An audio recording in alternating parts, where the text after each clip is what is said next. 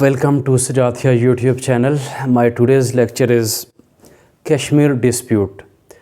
The historical perspective of Kashmir, geographical importance, and the status of Kashmir in 1947, and what is the possible solution of Kashmir dispute between India and Pakistan.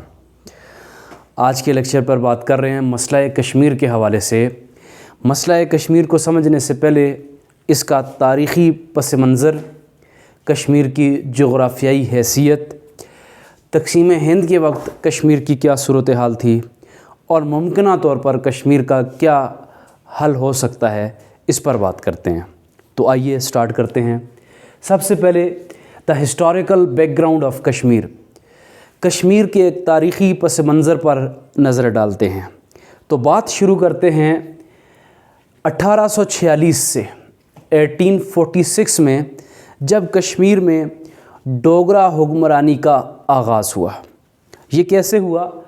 16 March 1946 کو British East India company نے جب کشمیر کو فتح کیا تو British East India company نے بذات خود کشمیر پر حکمرانی نہیں کی، بلکہ کشمیر کو انہوں نے فروخت کر دیا مہاراجہ گلاب سنگھ پر. ایک باقاعدہ جو معاہدہ کیا گیا، تاریخ کے اوراق میں وہ معاہدہ امرتسر ایگریمنٹ کے نام سے یاد کیا جاتا ہے. معاہدہ امرتسر کے نام سے یاد کیا جاتا ہے. یہ معاہدہ 16 مارچ 1846 کو ہوا برٹش ایسٹ انڈیا کمپنی اور مہاراجہ گلاب سنگھ کے درمیان. اس معاہدے کی روح سے کشمیر کا سودا کیا گیا. 75 لاکھ روپے اس وقت کی جو کرنسی تھی، 75 لاکھ روپے نانک شاہی میں کشمیر کو فروخت کیا گیا. اور یوں کشمیر کی تاریخ کا ایک سیاہ دور شروع ہوا اور کشمیر پر ڈوگرا مہاراجہ حکمرانی کا آغاز ہوا. تو اس کو آپ کہہ سکتے ہیں کہ foundation of Dogra rule in Kashmir after Amritsar agreement. تو 1846 سے لے کر 1947 تک کا جو دور ہے، یہ ڈوگرا خاندان کا راج رہا کشمیر میں. سب سے پہلے گلاب سنگھ، پھر اس کے بعد رنبیر سنگھ، پھر پرتاپ سنگھ اور ہری سنگھ آخری ان کے حکمران تھے جنہوں نے کشمیر پر حکمرانی کی. یہ کشمیر کا ایک تاریخی پہلو تھا، یا کشمیر کی تاریخ کا ایک سیاہ دور کا آغاز تھا. اس کے بعد کشمیر کی جغرافیائی حیثیت کا اگر ہم جائزہ لیں تو کشمیر لائز کرتا ہے ہمالیین range to peer Panjal range. کوہ ہمالیہ سے لے کر پیر پنجال تک کا جو پہاڑی سلسلہ ہے، اس کے درمیان کشمیر واقع ہے. کشمیر ایک بہت ہی خوبصورت علاقہ ہے. کشمیر کو جنت نظیر بھی کہا جاتا ہے. کشمیر اس وقت 3 ممالک کے درمیان بٹا ہوا ہے. 3 مختلف ممالک نے کشمیر کا جو علاقہ ہے اس پر ان کو قبضہ کیا ہوا ہے. تو سب سے پہلے دیکھتے ہیں انڈین آکوپائیڈ کشمیر، یا جس کو ہم جموں اینڈ کشمیر کہتے ہیں. تو India control approximately 55% of land area of Kashmir while the 70% of population of Kashmir. Kashmir کا جو علاقہ ہے، اس کا جو 55% ایریا بنتا ہے، رقبہ بنتا ہے، وہ بھارت کے قبضے میں ہے، اور 70% جو آبادی ہے وہ بھارت کے قبضے میں ہے. مثال کے طور پر جموں اینڈ کشمیر کا علاقہ ہے، لداخ کا بہت بڑا علاقہ ہے، سیاچن کا علاقہ ہے جو کشمیر کا علاقہ ہے اور وہ بھارت کے قبضے میں ہے، جس کو ہم جموں اینڈ کشمیر کے نام سے یاد کرتے ہیں. کشمیر کا وہ علاقہ جہاں پر پاکستان کا کنٹرول ہے، پاکستانی آکوپائیڈ کشمیر ہے، یہ بنتا ہے 30% of land area of Kashmir, بشمول آزاد کشمیر، گلگت بلتستان اور کشمیر کے علاقوں پر مشتمل یہ علاقہ ہے. جبکہ rest of 15% of Kashmir controlled by China. عوامی جمہوریہ چین جو ہے، اس کے قبضے میں 15% جو رقبہ ہے وہ چین کے ماتحت آتا ہے کشمیر کا، جس میں اکسائی چین وغیرہ کے علاقے شامل ہیں. 1941 میں جب یہاں پر مردم شماری کی گئی، تو اس سے پہلے اگر ہم دیکھیں اس کا کل رقبے کی بات کریں تو 1,35,900 اسکوائر کلومیٹر اس کا رقبہ تھا. اس کی 40 ملین 1941 کی مردم شماری کے مطابق آبادی تھی، اور اس آبادی کا 77% مسلمانوں پر مشتمل تھا. یہ تاریخ کشمیر کے حوالے سے کچھ اہم اعداد و شمار تھے جس کا سب سے پہلے ذکر کیا۔ آگے چلتے ہیں۔ At the time of partition, تقسیم ہند کی بات کرتے ہیں کہ تقسیم ہند کے وقت کشمیر کا کیا حالات تھے، کیا احوال تھا یا اس کا کیا سٹیٹس تھا۔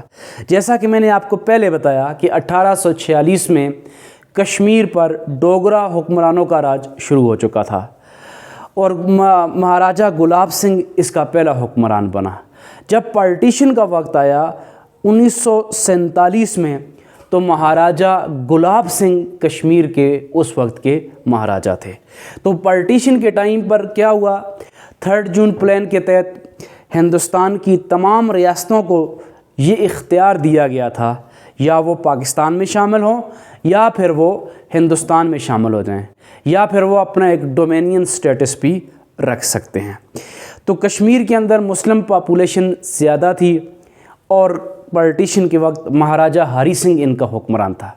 تو مہاراجہ ہری سنگھ اس کو ایک ڈومینین سٹیٹس کے طور پر دیکھنا چاہتا تھا، لیکن جب تقسیم ہند کی بات پورے ہندوستان میں پہنچی، قیام پاکستان کا جب پورے کشمیر کے علاقوں تک پتہ چلا تو لوگوں کے اندر ایک بے چینی تھی، لوگ پاکستان میں شامل ہونا چاہتے تھے۔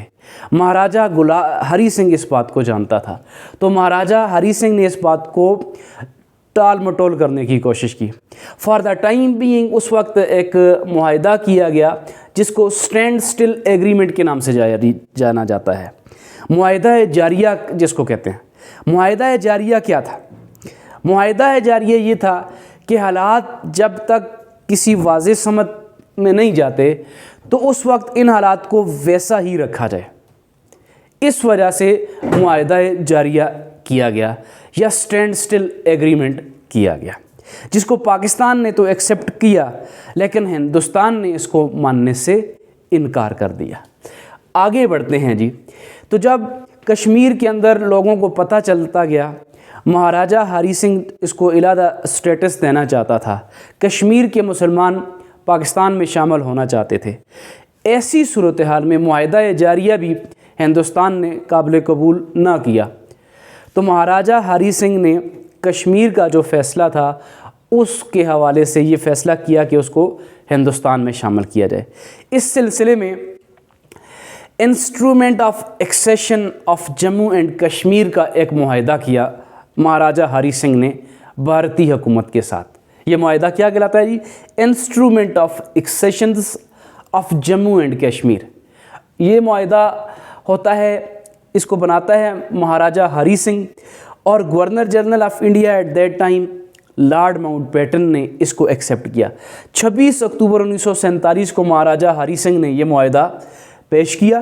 27 اکتوبر کو لارڈ ماؤنٹ بیٹن نے اس معاہدے کو ایکسیپٹ کیا اور یوں Kashmir exceeded to India, Kashmir کا الحاق بھارت کے ساتھ کیا گیا۔ اس سلسلے میں جب کشمیر کے لوگوں نے، کشمیری مجاہدین نے، پھر ہمارے ٹرائبل بیلٹ کے اندر کے جو لوگ تھے، افغانستان کے اندر سے جو لوگ تھے، وہ کشمیر پہنچے کشمیری مجاہدین کی مدد کے لیے، اور یوں ایک بغاوت کا آغاز ہوا بھارت کے خلاف اور ایک جہاد کا آغاز ہوا، جس کے نتیجے میں مسلمان کشمیری مجاہدین بڑی حد تک کامیاب ہوئے اور کشمیر کو فتح کرتے گئے۔ جب یہ سلسلہ آگے بڑھتا جا رہا تھا تو مہاراجہ ہری سنگھ ہندوستان سے اس نے مدد مانگی اور اس کے نتیجے میں ہندوستان کی فوج مقابلے میں آئی اور اس کے مقابلے میں پاکستان کی فوج آئی، اور یوں انڈو پاک وار کا آغاز ہوتا ہے 1948 میں۔ پاکستان اور بھارت کے درمیان پہلی جنگ ہوتی ہے۔ بھارت چونکہ اس وقت اس کے پاس بھرپور اسلحہ تھا، اس کی فوج زیادہ ویل ایکوپڈ تھی، تو آگے نہیں بڑھ سکے کشمیری مجاہدین۔ تاہم اس وقت تک موجودہ آج کے دور میں جس کو ہم آزاد کشمیر کہتے ہیں، یہ علاقہ آزاد کروانے میں یہ لوگ کامیاب ہو گئے۔ انڈو پاک وار کو ختم کرنے کے لیے اقوام متحدہ نے کردار ادا کیا۔ UN ریزولوشن آن کشمیر، تو اقوام متحدہ نے پاکستان اور بھارت کے درمیان سب سے پہلے جنگ بندی کروائی، سیز فائر کروایا، اور اقوام متحدہ میں کشمیر کے حوالے سے قرارداد پیش کی گئی۔